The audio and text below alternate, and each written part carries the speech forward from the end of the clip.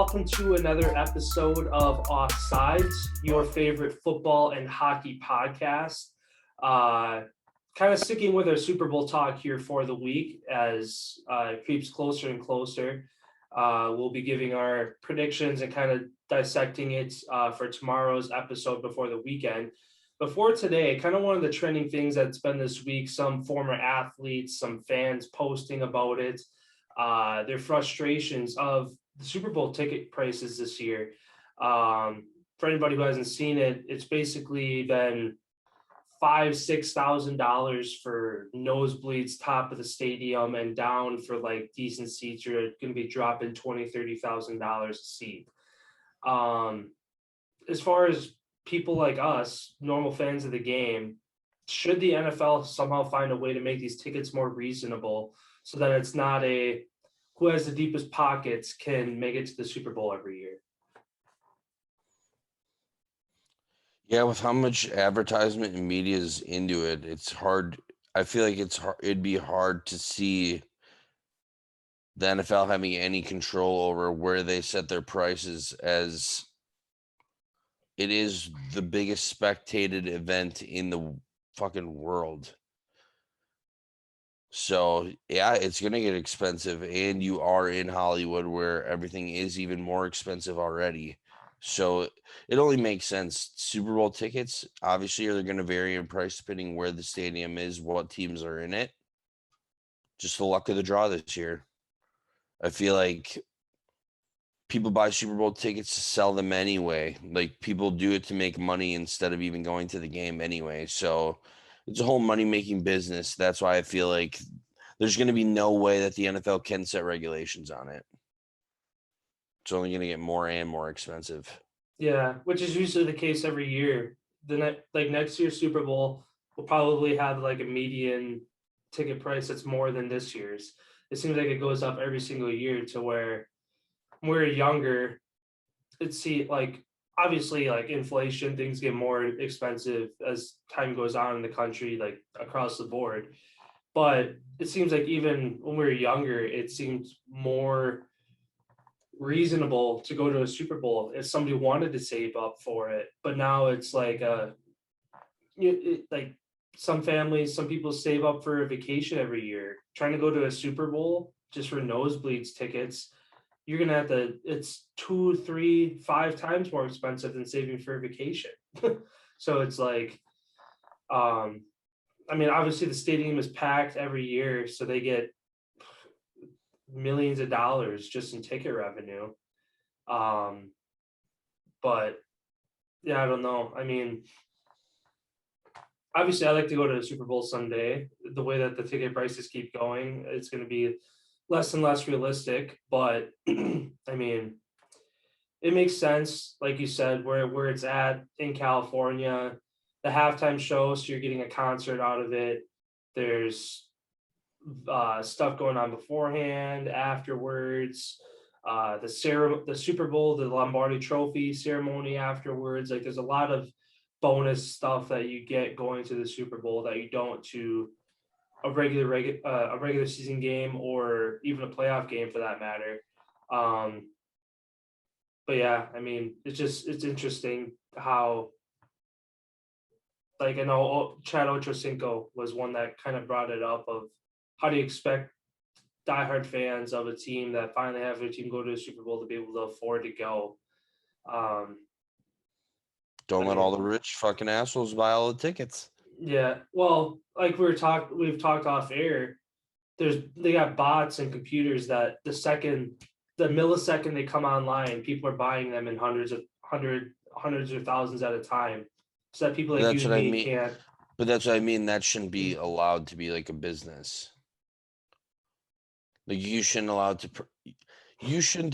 to profit off of buying a ticket at a certain cost and jacking up and selling it for a different cost when there's like an average price. I feel like if you would like try to resell your ticket, there should be some sort of stipulation, whatever the case may be, where it's all done through something to where you're paying the average ticket price, and that would keep away from people being able to leverage and get those tickets up that high. Like Yeah, looking but back at the history of ticket prices, I didn't even realize this. $1,600 a ticket back in 2014. And the biggest jump was 2014 to 2015 with about $500 of a jump. yeah. But at the same time, like it's not illegal, so how do you stop people from doing it? It's literally a business. Like you Like, go to don't make like, one person buy more than one ticket. Like, you're buying it for yourself. One but if I person want to per buy it for my family, I can't do that. you'd have to like use your driver's license, use some sort of identification for each one of the tickets. So it's not, oh, I'm going to buy 10 tickets, I'm going to sell 9 of them, and I'm still going to go myself to just random people. It would stop that. Because that's why the NFL sets their ticket prices so high, so people can't do that. People still do it. Right. But I'm just saying, like, for ticket prices right now, they're going down and down and down and down and down, just like usually how it is for every single sporting event. There's that time period of where it was $6,000. There's so many fucking tickets right now that you can get for $3,000. So many. So the prices are going to go down. It's just finding that right time. It's just like airlines. Same with buying any ticket for anything. It's about getting it at the right time, whatever. But I feel like it would be even more effective. Each person is registered for their own ticket at purchase. Like, you put in their name, you put in their date of birth, their information, so that that ticket is accounted for that person. If it's resold and you're not that person walking up to the gate, sorry. What if you can't go anymore? Family emergency. But that's what I You can't mean. Like go. that, like there should be like a platform, a website, an app where, oh, this person's going instead of me, boom, done. So that you're giving it, like, you would be getting rid of it to a person that you would know, and it would say how much you got rid of it for, so that people know that you can't rip off. Yeah, but also it's a business. This is how people make money. It's like me going to a garage sale, buying something for $5 and turning around selling it for $20. It's the exact same thing. Right. But as far as, there's not a certain limited amount of ticket, like there's not a certain limited amount of those items though.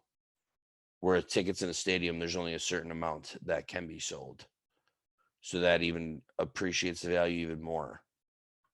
Yeah, the system, like it'd be a good system, but there's too many holes in it to where a 1 in 1,000 case, how do you apply to that? Like, like I said, as far as a person can't go, a person wants to buy tickets for their family. You mentioned showing a driver's license. What if they're buying it for their kids? What if they're getting it? Name and birth date. Yeah, That's all you would need. but that could be fabricated to somebody that isn't like, what if they don't have the same last name as you? Well, you would enter that information on the thing when you buy the ticket of what their actual name is. Like, it doesn't matter what their name is, who you're buying the ticket for. Just each ticket is accounted for by one person. And then as far as selling it, they Because then can't. there'd be no fake tickets wouldn't exist. People would never get scalped. None of that would ever happen. Because that's the biggest issue with that whole market, is that people make fake tickets. People do all this shit. And you're showing up to a game. They go to scan your ticket, dude. Your fake ticket. Sorry, bud. But at the same time, I don't think the NFL would ever do it because of how many people do buy tickets in huge amounts. If you allow to like resell them, if you take that off the market, the NFL is going to lose millions of dollars for the people that aren't able to do that anymore. Well, the NFL, it's each franchise would lose money if anything. It wouldn't be the NFL. Well, if a team's losing money, the NFL is losing money. Well, the NFL always look at the COVID year. The NFL, every team lost $30 million and the NFL gained $15 billion. They always gain money. They're always make it seem like the teams always lose money, but the owners keep getting richer and richer and richer. I guess, but like I'm saying, as far as like the NFL gets a piece of every ticket that's bought, no matter what team. If you eliminate people being able to buy tickets 10, 20, 100 at a time to resell them, if you take that off the market, the Yeah, you'd NFL is get going to people lose buying the money. tickets that are actually going to show up and want to be there. Yeah, but like I said, the NFL is going to lose money because the stadiums are going to be less full. Because, You still think tickets wouldn't get sold if they were sold for cheaper? There'd be even more people there. well, not cheap. I never said cheaper. I'm saying that. Because that's what would happen. The ticket prices would go down.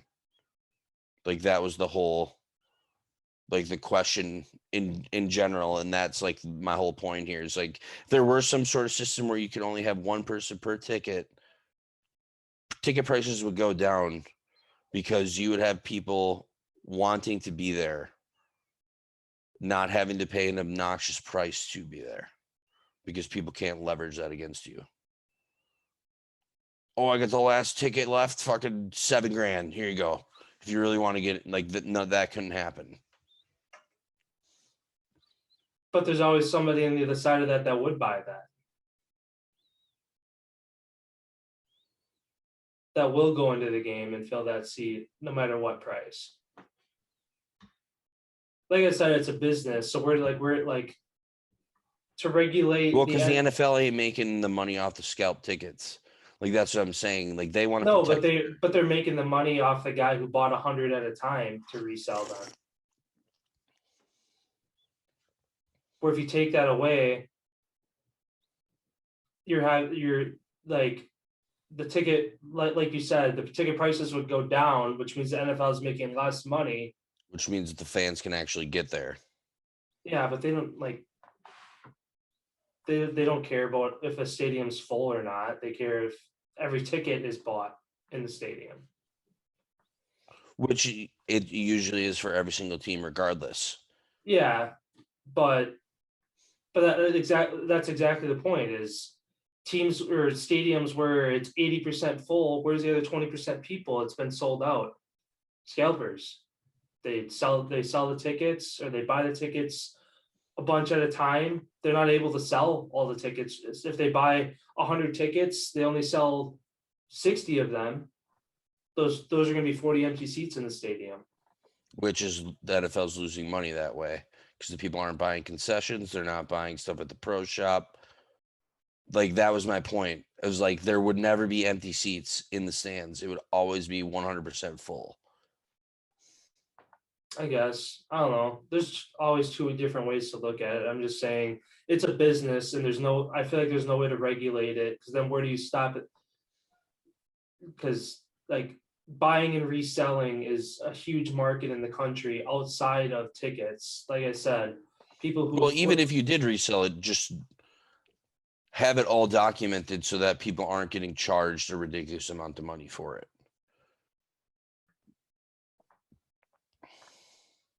Just like everything's regulated in our country. Yeah. Because then you'd never have anybody getting scalped or you'd never have an empty seat. Like I feel like both of those are both improvements as far as profit to the NFL. And fan experience, like you said, you'd like to go to a Super Bowl one day. If the costs keep going up and up and up and up and up, you're gonna have to save for a long fucking time if you ever want to get there, hoping that your team even gets there the year that you get tickets for it. Yeah.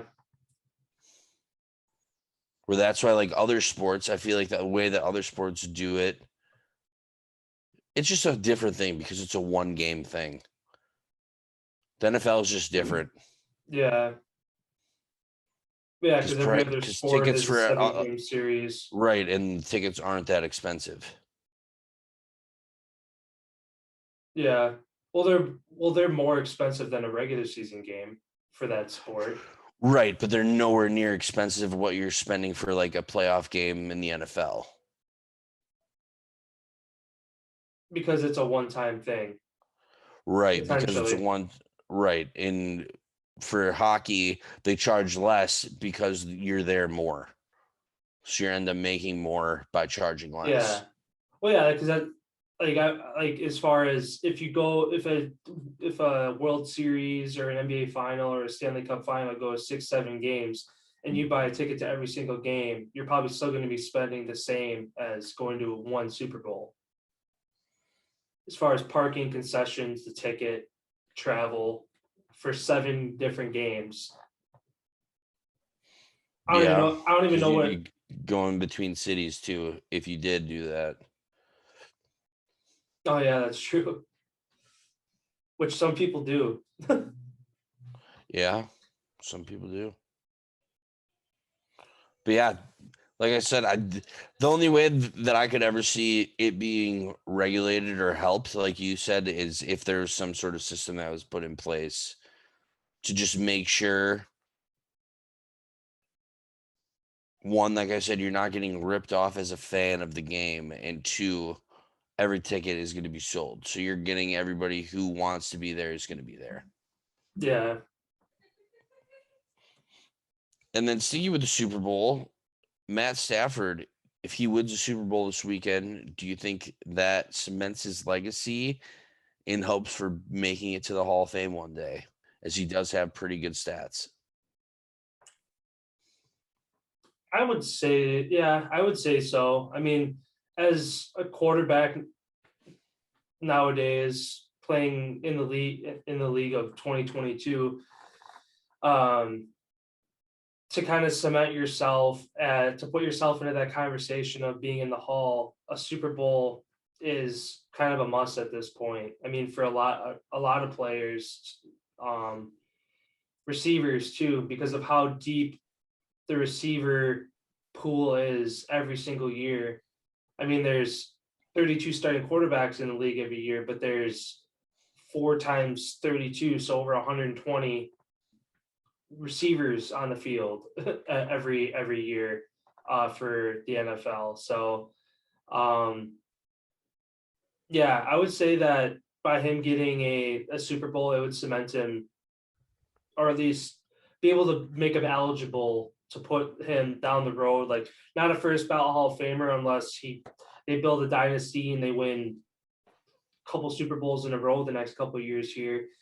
But just as you mentioned, his stats, his kind of Iron Man effect of playing through injuries, not really missing a lot of time, um, just being that it factor for Detroit for how many years, to where the couple of years that they were able to kind of go like somewhat sniff a postseason run.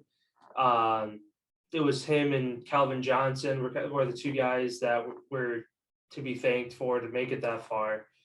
And then yeah, jumping ship to the Rams, they get back to the Super Bowl that year. It just he keeps checking those boxes on his resume of I've done this, to where I think the Super Bowl is that last box to check that, as you mentioned, cements his legacy.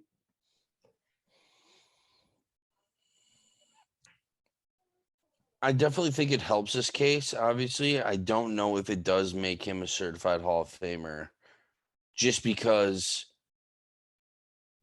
his play as a quarterback has been the same, like from the time he started to now. You still have those questionable times where you don't know what he's going to do with the ball. I mean, if he wins the Super Bowl, he'll be the first quarterback in NFL history to go having a winless season and then winning a Super Bowl in the same career. Obviously, being in Detroit wasn't the best place to be for a lot of players, just like a lot of other organizations have kind of been not the best as a whole. But if he wins 2, 3, then definitely I would say he is a Hall of Famer. But as of right now, I mean, stack him against Rodgers, they both would have one. Rodgers is way far above and beyond. And that is kind of like almost the new benchmark for quarterbacks, it seems like, that are going to be getting in. As look at all these young guys who are super good. Yeah, Like they're already, I would say, arms and legs way ahead of where Matt Stafford started his career. yeah. And I'm just pulling up a list here as far as other quarterbacks that haven't won a Super Bowl that are in the Hall. So Dan Marino, Jim Kelly, Fran Tarkenton, couple, just names that are historical. Warren Moon, Dan Fouts. These are all guys who are in the Hall that he either didn't win a Super Bowl or never made it to a Super Bowl. So to put Matthew Stafford, as far as comparing apples to apples, I don't know what his stats are compared to like Dan Marino or Warren Moon, Jim Kelly, head to head. But as far as a career, if he has similar numbers, very close to both of those guys, and he wins a Super Bowl this year, shouldn't that guarantee him in? If you have guys that are already in that haven't won a Super Bowl. But you're competing against your current class of players. You're not competing against the old guys as far as what it takes to get in and not. Yeah, but you don't like as far as like a first ballot Hall of Famer, yeah, you're competing against your first class guys, but he could make it in 20, 30 years down the road to where he like the NFL is not like baseball where you get 3 opportunities to get in. You can get in whenever. I think so. Because there's guys who get inducted that have got inducted that are from the 50s, 60s, like 20s that you get nominated. So it's a matter of getting nominated to where you're on the list, and you just based on the criteria, whatever they pick to pick nominees, as the guys above you get into the Hall, you move up the list. That's how it works. Okay. So there's going to be guys who get in before Matthew Stafford, but eventually it's going to come to a point in time where there isn't somebody who had a better career than Matthew Stafford to where he's kind of grandfathered in at that point. Yeah, it says you must receive at least 80% support from the board. Yeah. In order to be a finalist. Yeah, because the board picks. They look back between 4 and 8 a season are inducted. Mm-hmm. Yeah, they pick every year. They look back at who isn't in. Did this person have? Because I'm sure they have benchmarks where if you're a quarterback, this many yards, touchdowns, QBR, QB rating, Super Bowls, yada yada. All right, if you fall below that mark in every category, you're not going to be in the Hall of Fame. If you exceed those marks in some categories, okay, we might consider you down the road. If you check the boxes in every category and you have a Super Bowl, okay, you're definitely going to make it eventually, but based on this guy had more touchdowns, more yards than you in your career, they're going to get in before you do, kind of thing. Yeah, because like what you said is the other guys that you listed as far as in the Hall of Fame that have never won a Super Bowl or been to a Super Bowl. I know a lot of those guys are multiple time NFL MVPs, Man of the Year, Comeback Player of the Year. Like, I know they have a lot of those accolades where I don't think Matt Stafford doesn't have any besides Comeback Player of the Year in 2012. So as far as accolades, obviously one Super Bowl, I feel like outweighs an MVP, but 3 of them. Like you said, at some point down the road, obviously, at this point, it almost seems like if you're not in the bottom 20% of the players of the league, you're going to get in at some point in time. Yeah, for how long he's played. If you have a career that lasts, which kind of is a disgrace for the Hall of Fame, for the NFL. I wouldn't say so. As far as if you make it past year 10 and you play at an average to above average level or higher, you should be in the Hall of Fame. Because one that shows you've been relevant, teams want you for over a decade. And then at that point, you've put up the stats catching, receiving, passing, tackles, interceptions, whatever position you are.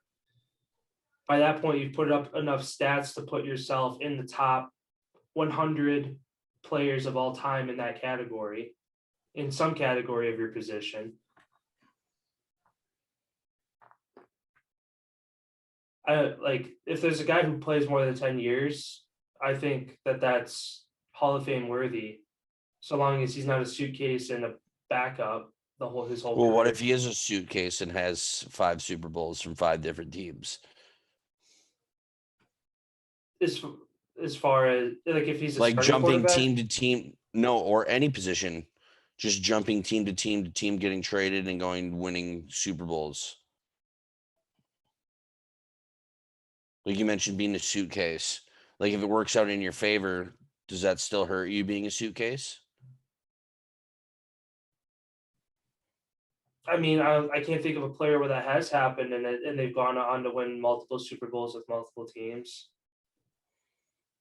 I haven't either. It was just scenario because it could happen.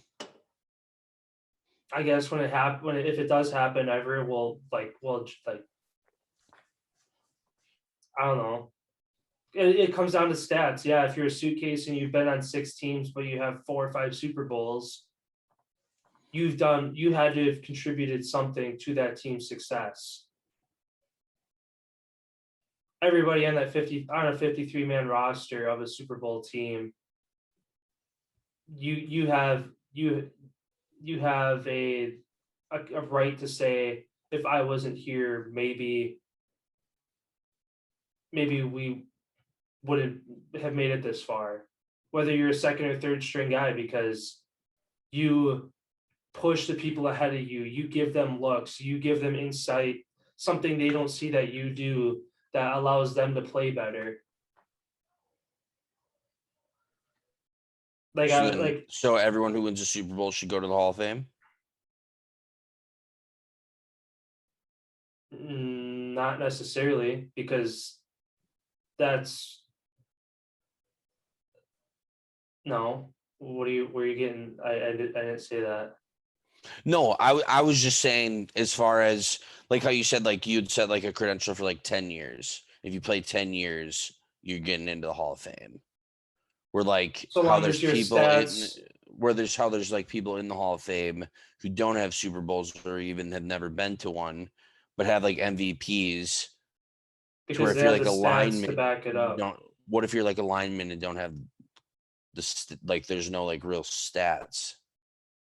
Well, there's stats. QB pressures allowed, sacks allowed, pancakes.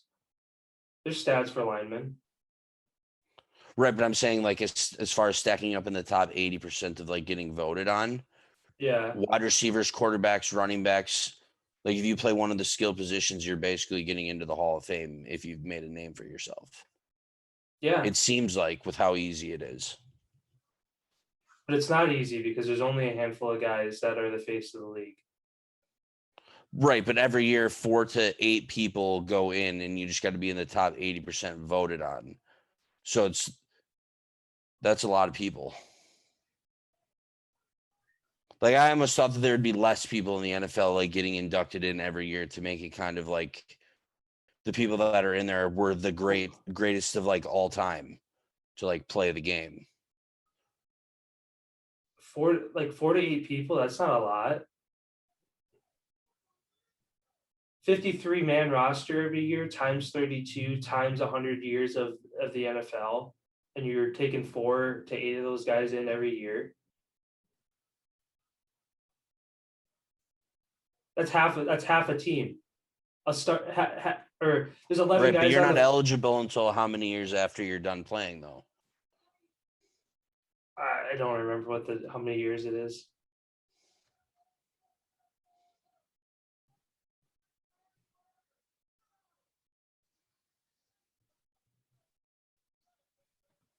Yeah, I guess it doesn't matter. I just feel like it should be harder to get into the Hall of Fame for the NFL. Just due to how many guys, especially now that they've added games in from where the NFL started as like an 8-game season to now 16 games to now 17 games. Like, if you're basing it strictly on numbers, I don't feel like that's fair in comparison. I just feel like there should be some sort of other, like, you should be voted in by like current players, not media personnel, people who sit up in high executive places. Like, I don't know. I feel like it'd be different It's if it not who was votes in, it's a set council. the same people that vote on the MVP vote on the Hall of Fame. It's a set group of 100 people. Oh.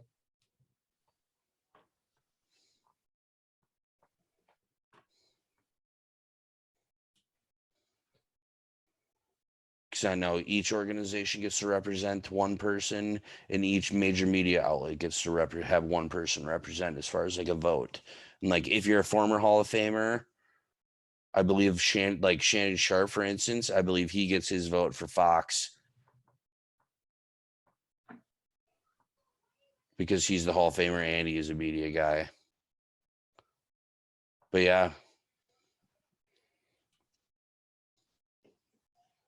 Yeah, I don't know. I don't think it's, you mentioned that it needs to be harder. I don't think it needs to be harder for the NFL, because I'm looking at like a list of snubs as far as people who haven't been in the Hall of Fame yet. Sean Alexander, John Lynch, Steve McNair, Zach Thomas from the Dolphins, the linebacker who dominated, Torrey Holt from the Rams. Like, there's a lot of guys who have been eligible for a long time that haven't made it in. So you're telling me if those guys haven't got in yet, that needs to be harder yet? Well, Torrey Holt, look at his teammate Isaac Bruce, who is arms and legs way better than he was, and he's in. So that makes sense in that part. Zach Taylor, yeah, that's one. But like, if you're like being eligible every single year, eventually you'll get it at some point in the future. Like, that was my whole point that I was getting to. Was that Isaac Bruce isn't in the Hall of Fame either. Oh, really? No.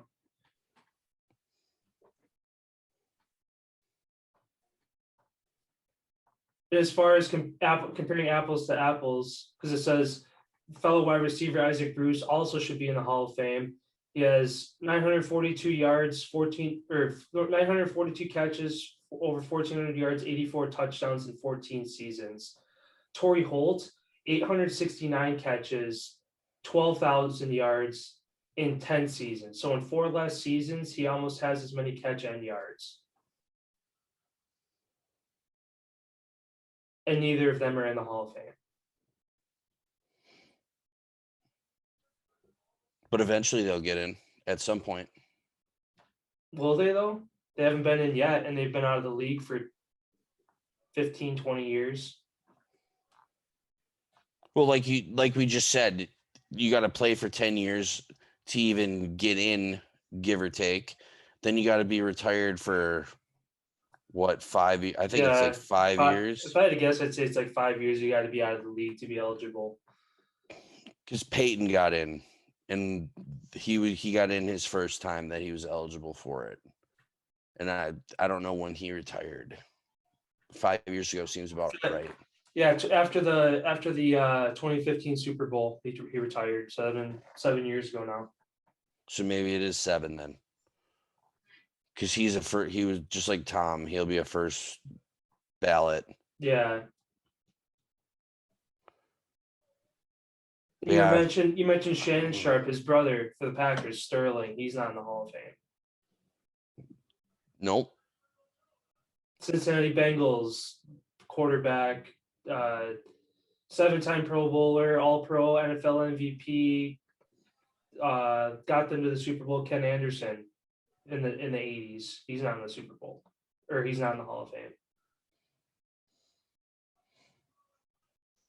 Jamal Lewis for the Ravens. So it just seems like it's a popularity contest. If you're in the top 8 most popular players of your class, you're going to get in, is what it seems like, because the stats don't matter. is what it seems like. I mean, we're not on the committee, so I don't know if we can assume that, but Well, just by like what you said. What was that guy that has a Super Bowl and an MVP? Dan Marino doesn't even have a Super Bowl, but he has 3 MVPs. So Super Bowl is definitely way Ken harder to. Anderson, he doesn't have a Super Bowl. He got them to the Super Bowl. Oh, I thought you said he had a Super Bowl. No, they won the AFC in '81, and he's a 7-time Pro Bowler, for 1-time first team All Pro, and an NFL MVP. And in the first stretches of his career, he had identical stats to Dan Fouts and Joe Montana.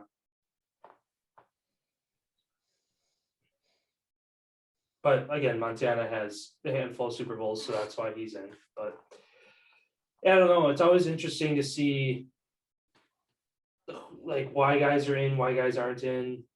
Because there's definitely, looking at this list, there's at least 10 guys that are like, how are they not in the Hall of Fame? Well, Zach Thomas, like you mentioned, he was eligible in 2014. He's made it to the final ballot 4 times and never got inducted. So he'll get there eventually. Because if he's been on the final Well, ballot, if he's been there 4 times already and still hasn't gotten in, eventually there's going to come a time where because Patrick Willis, who was eligible in 2020, he's been there 3 times already in 7 less years. Yeah, I don't know. I feel like Thomas might not. Yeah. See, I don't know. Yeah, who knows how that whole thing is. Yeah. It's the NFL. It's fucked. But yeah, I mean, as far as like where the conversation started with Stafford, I think he gets in eventually.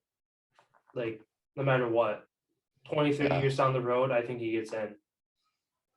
If he wins a Super Bowl. So again, a lot of that pans on this and weekend. Just one is all you think that it would take him to get in? So long as every quarterback between the time he retires and the time he's eligible to get in the Hall of Fame doesn't win multiple Super Bowls. Because there's going to be quarterbacks who are skilled. Well, one's going to win it every year, right? So you got to throw that out. Yeah, but the same guy can win multiple times. Right. But and you're saying by the time he retires? I'm saying by the time he retires, and then after that, by the time he's eligible, there's going to be quarterbacks who have maybe more yards, are more skillful, that retire after he does, that don't have a Super Bowl. How much weight do you put on that Super Bowl to put him above or below them on that list? Well, and think of all the people ahead of him right now that are currently waiting that have Super Bowls. Yeah. Joe Flacco. Like, there's a handful of guys. Yeah, like Alex Smith, does he get in?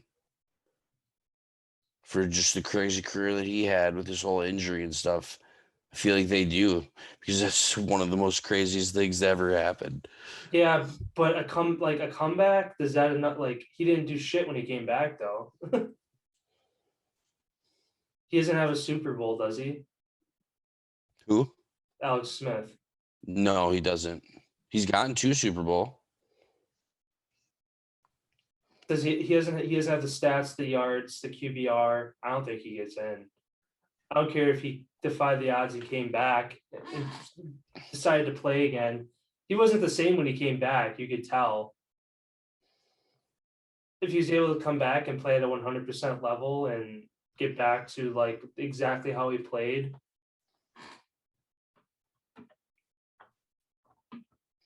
Yeah, we shall see. It's a whole, like you said, we have no idea what the credentials are as far as what gets in and what gets out. Yeah.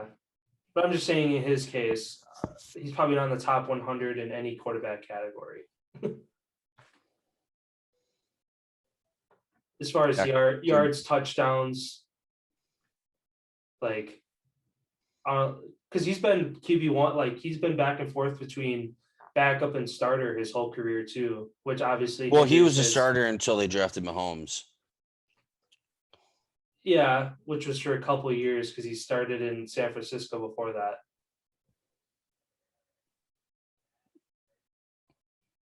Yep. He got drafted by San Francisco. Number 1. Yep. It wasn't number 1. It was like, because that was why Rodgers thought he was going to go top 10 because he was supposed to go to uh,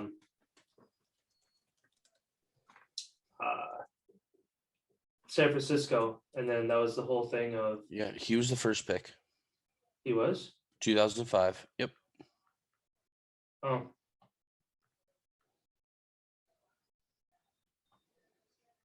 Well, then I'd say definitely not in the Hall of Fame if you're a first overall pick and then you have that kind of career.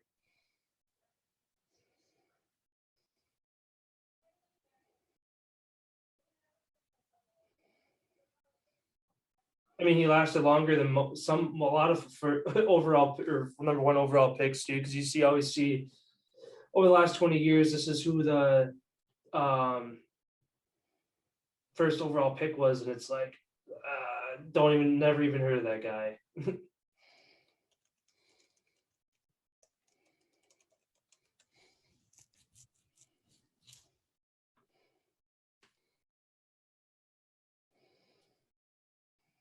Yeah, fuck. For passing leaders, he'd be like 27th all time, 29th. He's got like 30. He's like 36,000 yards, and 20th is 40,000. Yeah, like you said, Stafford, he's 12th all time passing yards. Yeah. So yeah, like I agree with you. At some point he gets in if he wins a Super Bowl. Yeah. Yeah, if he doesn't, then I don't think he has enough on his resume to get him there. Well, he looks like he's having a Dan Marino type career. Yeah, where he's been relevant his entire career. He's played unreal his whole career. He just hasn't had the luck of being on good teams to get to the final push. And now that he is, we'll see what he does. Mm-hmm.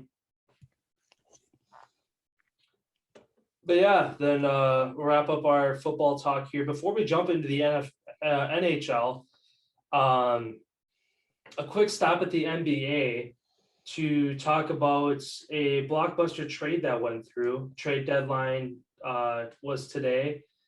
And we had talked about it a few times before. James Harden being traded to the Philadelphia 76ers. In exchange for, well, I should say James Harden and Paul Millsap are leaving the Nets and going to Philadelphia. Ben Simmons, Seth Curry, Andre Drummond, and 2 first-round picks are going to Brooklyn. I mean, now that the Big Three is disbanded, I guess kind of one question looms of, do you think the Nets exchanging Harden for Ben Simmons, basically, because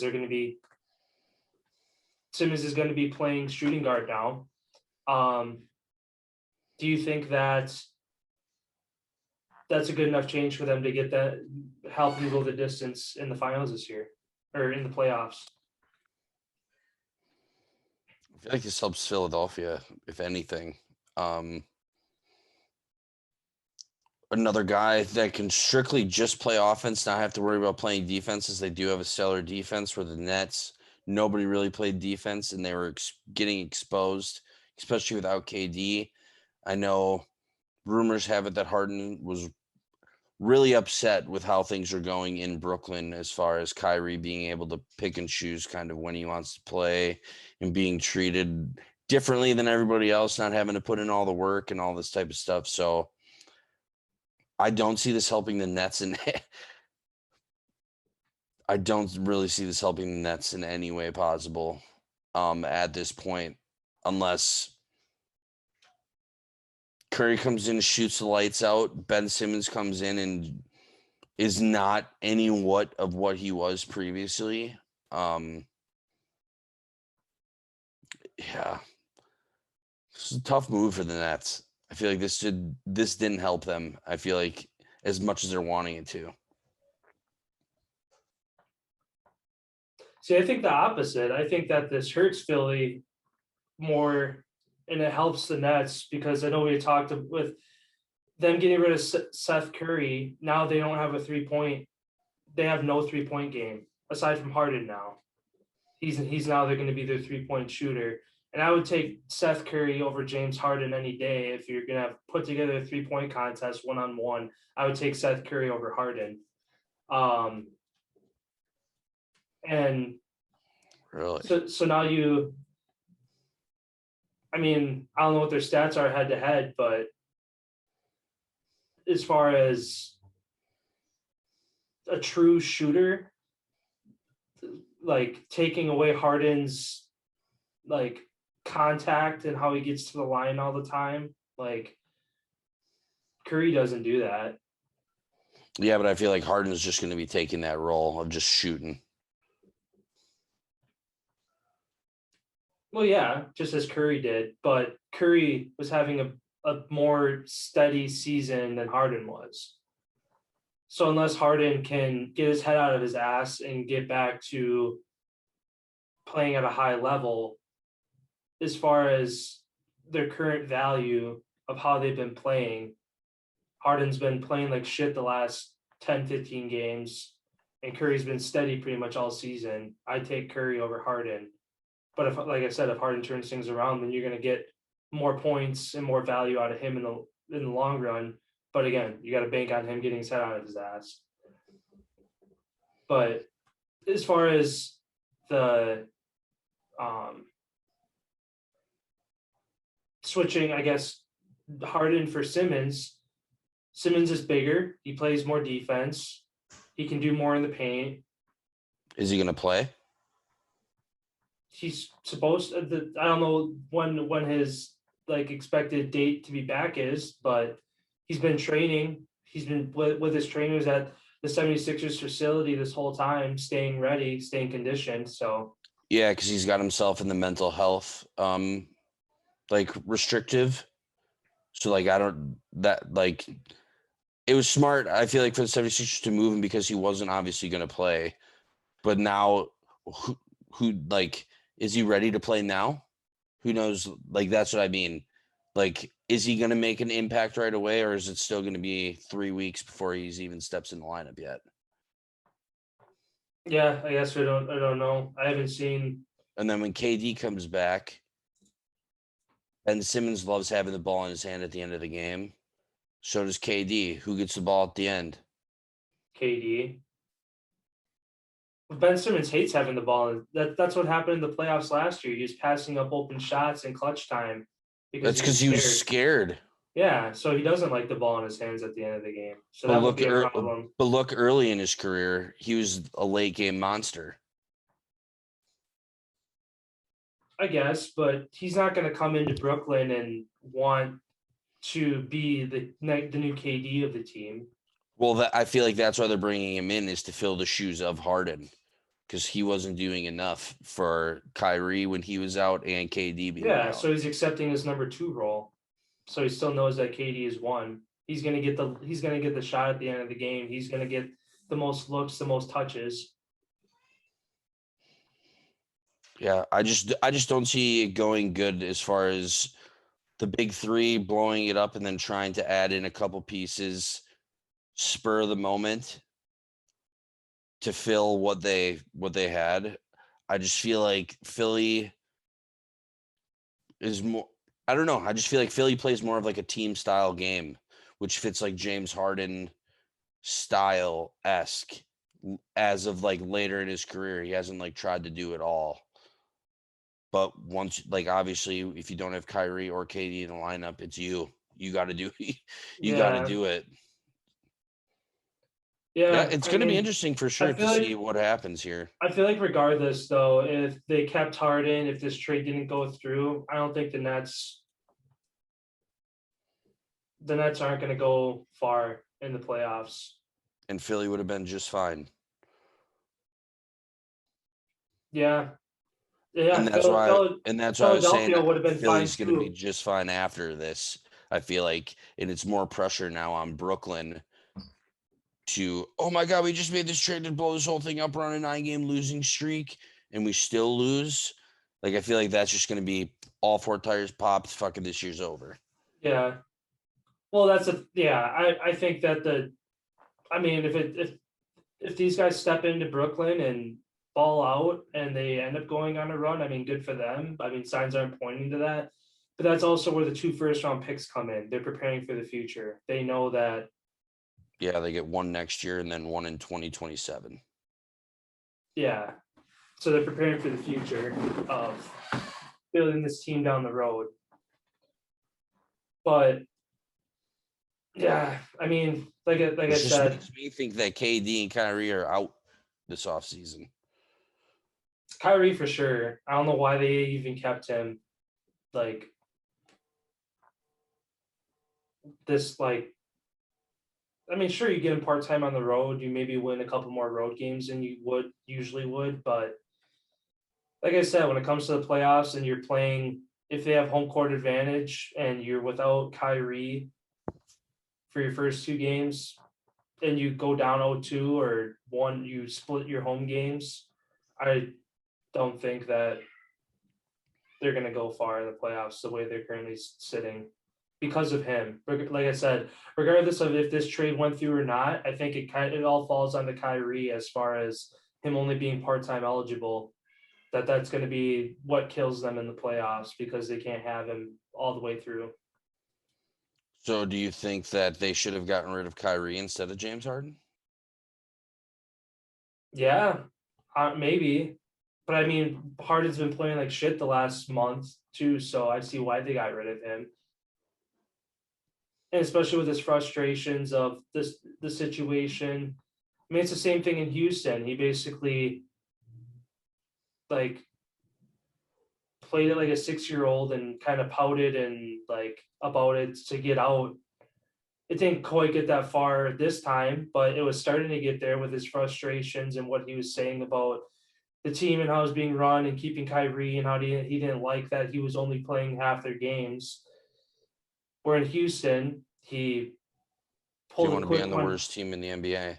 He pulled a quick one by, he got fat and he's not in shape and And then he still led the league in points. yeah. But I don't know. I don't know. I feel like he's just got something up his sleeve. I feel like this was a very calculated move to try to get him a ring because he doesn't have one himself. Yeah. Yeah, I mean, he's definitely he Because hasn't at the played end of better the day, he's chance. competing against the same guys as far as legacies. Like I understand that all these guys are like best friends and shit, but they're still competing each other to be like, I'm fucking better than you. Yeah. Like the NBA is like that, very much so, as far as guys saying, I'm fucking better than you. No, I'm better than like the NBA is like that. And I feel like I don't know. I feel like James Harden styles fits more of a team and not where he has to do it all himself. And I feel like this is the situation where he can do that. He doesn't have to do it all. Where like in Brooklyn without KD in the lineup and you're at home without Kyrie, you're left to fucking man the ship. And how Yeah. long can you do that for when you're sitting there? Then you go to a road game and Kyrie comes back all, I'm fucking 100% ready to go. It's like, dude, I fucking played the last 4 games in a row. Where were you? Mm-hmm. Like, I understand the frustrations. I would be too in Yeah. that situation. Yeah. I mean, we'll see kind of which team comes out ahead in the next couple of weeks here as far as I mean, the Nets, they've been playing like trash, so they needed to do something to try to turn that team around. And then Philadelphia, we'll see how getting rid of Curry affects their 3-point shooting. If James Harden can like fill that void and kind of take that role over. But Yeah, if it's anything like the last game, I know Philly won't be upset because Curry only had 3 points. So if it could be a trade off, it could be about a trade off right now for what you're getting. yeah. but like I said, he's been more consistent all year. Like Curry is like the third, like the number 3 role player on that team, I would say. Which seems like that's probably what Harden will be as well. Yeah, behind Embiid. Well, I'd probably put him Maybe 2. Yeah, maybe 2. Because I would put as far as when Curry was on the 76ers, I'm pulling up his stats right now. Yeah, he was 4th on the team, averaging 15 points a game, behind Embiid, Tobias Harris, Maxey. So yeah, And those 2 guys are the 3-point shooters. Yeah, I literally see him just filling into that Seth Curry role spot. Yeah. Not trying to make waves. Yeah, like I said, Curry was the 3-point shooter. He averaged 2.2 threes a game, which is double the next closest on the team. So, like I said, they're getting rid of their best 3-point shooter, 40% best on the team from 3 this year. So, and then comparing that to Brooklyn, looking at Harden, who 2.3 threes per game, so basically identical there. And how many points per game? 22.5. So 7 more points per game. Yeah, but also Brooklyn with the same 3-point shooting. With less, he was making 2.3 a game, but he had a 33%, so he was attempting a lot more and missing more. But that's 2 attempts per game. That's 2 not makes. 2 makes. That was 2 makes. So they both still average 2 makes a game. Yeah, but he's averaging a lesser percentage, which is but worse. 7 more points. Well, yeah, but the Brooklyn the Philadelphia isn't known for their offense. Brooklyn is, so that's the difference. Right, and that's why I feel like this is a perfect trade for Philly. Yeah, we'll see, because like you said, Harden's been playing like shit the last month here, so maybe that's what he needed to turn his game around. And when you don't want to be somewhere, you're not going to play good. Yeah, because you mentioned Curry had 3 points in his last game. Harden had 4.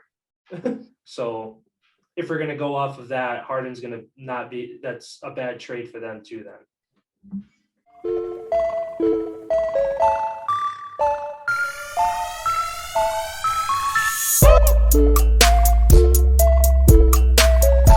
Yeah, we'll move over to hockey here then.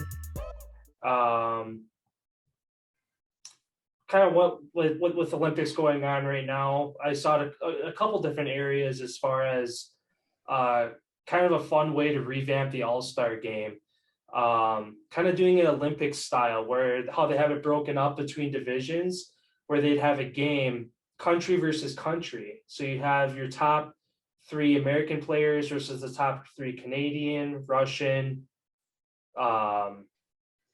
like every country that's in, I guess the biggest, like the countries that you'd be able to fill a full 3-man squad that are elite players in the NHL, to kind of do it that way.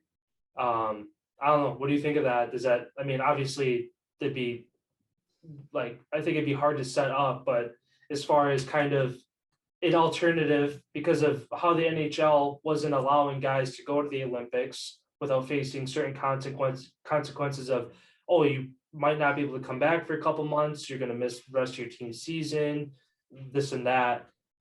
Is this kind of a good hybrid of basically like a mini Olympics for the All-Star game by playing for your country against other countries? So you're saying 1 team per country? Yeah.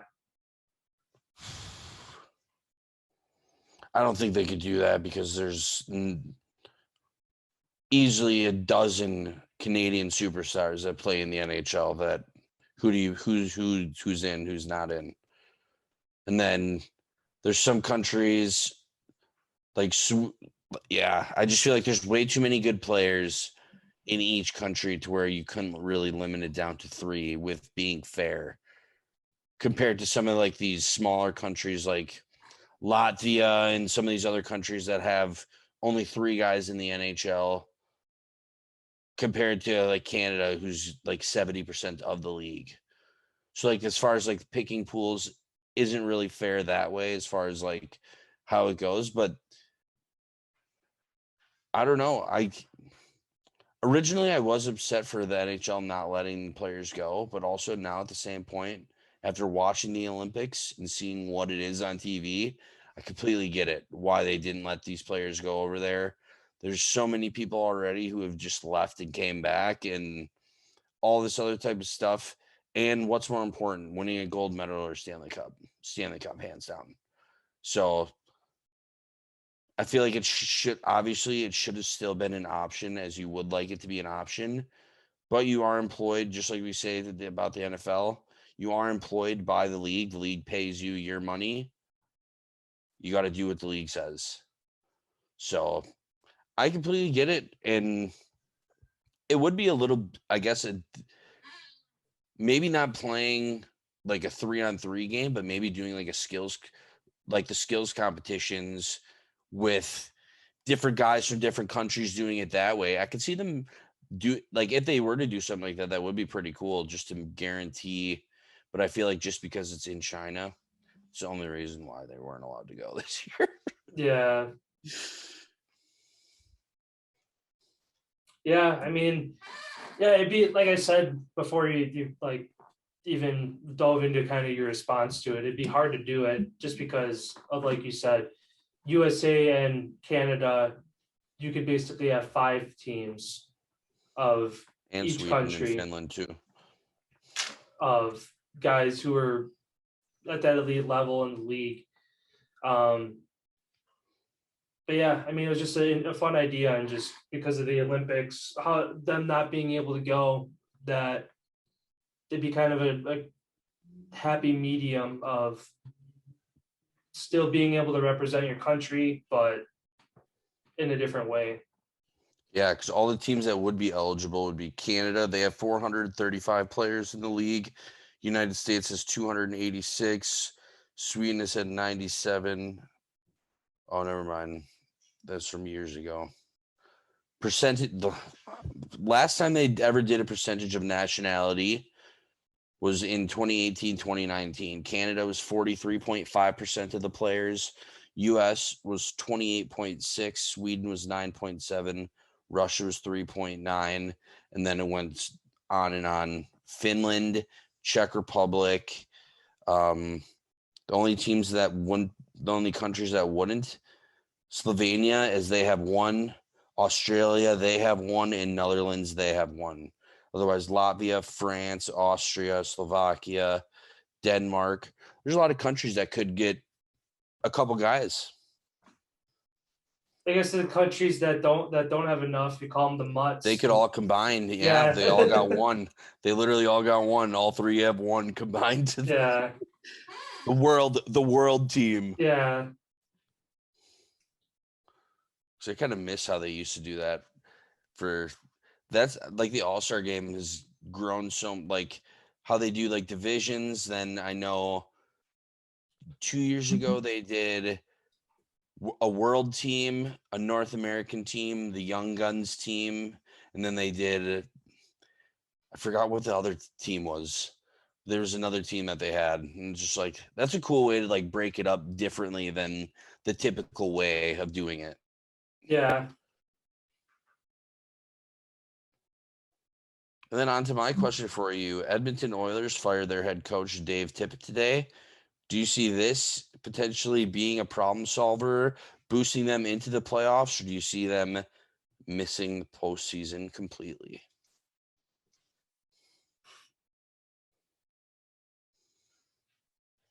That division's just getting so tight. Fuck, your Kraken still got a shot. Yeah. I don't know. So, I mean, they're 5 points back from Calgary. Calgary has a game in pocket over them. as far as a wild card spot, because there's 2 wild cards, right? Correct. Yep. It's top 3 in each So division, it'd and then it's be just the next 2 total so points. so it'd be St. Louis and Calgary right now would be the 2 wild cards. And Edmonton is 8 points back with the same amount of games played as St. Louis. I don't know. I could see them not making it, and that was kind of what I thought. Like going like after the Evander Kane trade, after them starting to make up games, they had an opportunity to if they could start rattling off wins. They want to cut like they had their long 9 losing streak, whatever it was. They won a couple, and now they're They won back. 1. They won 1. Yeah, and now Yeah. they're back to a 2 losing streak again. I mean, as tight as the Pacific is, like it's still wide open. If they were in any other conference, It'd be a for sure no. yeah, it'd be a for sure no. But I don't know, because it's been a matter of waiting for the Ducks, the Kings, the Golden Knights to slip, and they've been playing super consistent. And as far as the team ahead of them, Calgary, they're on a 4-game win streak. So if you keep your lose streak going and they keep their win streak going, that's definitely going to drop you. And then as far as the teams behind them, Vancouver and San Jose, yeah, they have a couple more games played, but they're only 1 point behind. So if they go on a little bit of a win streak and you continue your losing streak, you're down to the second bottom of the Pacific. So, I mean, I'll literally give it till next week. So how many games do they have between? So they got Islanders Friday. Between next Sunday, yeah, they have the Islanders, Sharks, Kings, Ducks, Oilers, or Jets, and Wild. All teams that could be big wins for them. Yeah. Especially Sharks, Kings, Ducks. 3 teams right in front of 3 teams that they're battling with. So I'll put it this way. Because Islanders, Sharks, Kings, Ducks, Jets puts them to next Saturday, so a little over a week. If they're unable to win more than 2 of those next 5 games, I'm going to say they're done. Because then that puts them. I mean, if their 2 wins are against the Sharks and the Kings, or the Ducks and the Kings. Yeah, the only way is if if they win 2 of their next 5 games and they're both against division teams to kind of keep them from separating themselves more, maybe. But I mean, at this point, when you have to go through scenarios of, they have to do this over the next 5 games to have a chance, they have to do this over the next 10 games to have a chance. Nothing is shown. Like the Evander Kane impact has been minimal since they've come back. I mean, over their last 2 games, they've given up 8. They've been outscored 8-1. So, and that's what the Oilers team has banked on, is them scoring a shit ton of goals by McDavid and Draisaitl to give themselves chances, which is why last year when you meet a good goalie, you get knocked out early because the rest of your team isn't stacked from top to bottom to be able to pick up. If you have a slow scoring night, okay, your defense is on point, your other lines step up to get it done. They kind of live and die by those 2, and they're not getting it done. So unless that coaching change, if something clicks in their heads and all of a sudden they go back to scoring 3 to 5 goals a game, and I don't think that they have a chance. So yeah, I'll give them the next 5 games to kind of see how that plays out. But after that, if they don't win more than 2 of those games, I'm going to say that the Oilers are done.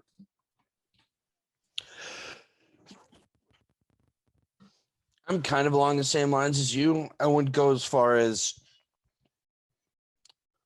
even by March 1st, if they lose a handful of games in there and they're still not out of it at this point. I feel like what this head coach needs to do, though, split up Draisaitl, McDavid, get them on different lines, get a fucking scorer on all three of your different lines. So if one line gets shut down, all of your goal scorers shut down. And like that, I feel like that has been their problem. They only look to McDavid, Draisaitl to win them games, to keep them in games at all. And you got to split the two up. And now you have Kane with Nugent Hopkins as well, another young kid who's really good. Like, they have to find a way to rebuild, like restructure this team, because they do have the skill. Like, they do have good players on their team, just like every other NHL team does. But yeah, I mean, the fans are going to be calling. We're going to see some jerseys on the ice here if this goes south. And even you had mentioned up until March 1st, scrolling past that 5-game window, then they go on the road. Lightning, Wild Panthers, Lightning, Panthers, Carolina, the top teams in the league. So if they struggle over their next 5 games, 4 games in a row.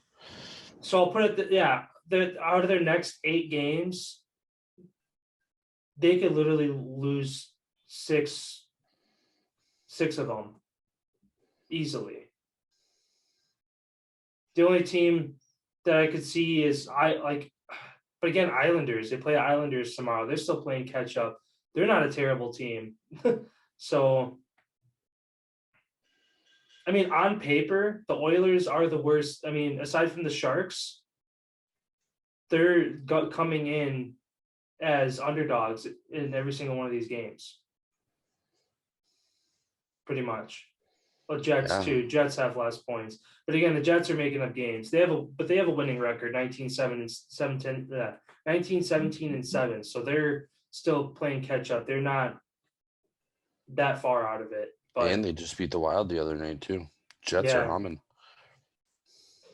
Yeah, I don't know. I guess, come March 1st, if they haven't won more than 2 games. Yeah, that's safe to say. If they haven't won more than 2 games by March 1st, they're done. Yeah. Because they would need a miracle. Yeah. At that point, literally a miracle. Because at that point, it comes down to other teams losing, and you have to win every one of your division games the rest of the way out. Exactly. Because you lose one and it's over. Yeah. But yeah. Well, yeah, that concludes today's episode of Offsides. Be sure to tune in tomorrow for all NHL, NBA, NFL news.